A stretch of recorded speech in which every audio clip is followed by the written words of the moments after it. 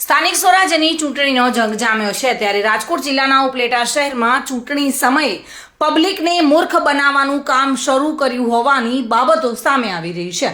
ઉપલેટા શહેરના નટવર રોડ પર વ્યાપારીઓની વર્ષોની સમસ્યા દૂર કર્યા હોવાના દેખાવ ઉમેદવારો કરી રહ્યા હોવાની ચર્ચા શરૂ થઈ છે। સ્થાનિકોના જણાવ્યા પ્રમાણે ખરખરો પતી ગયા બાદ ખબર કાઢવા અને દેખાડો કરવા રાજનેતાઓ આવ્યા હોવાની ચર્ચા શરૂ થઈ છે।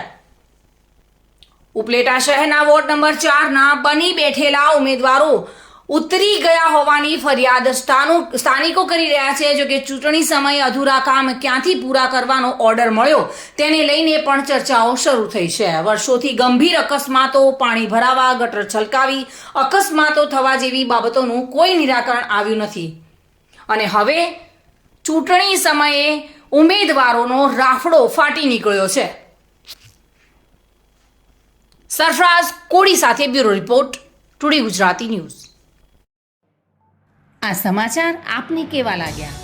ટુડે ન્યૂઝને લાઈક, શેર અને સબસ્ક્રાઇબ કરો।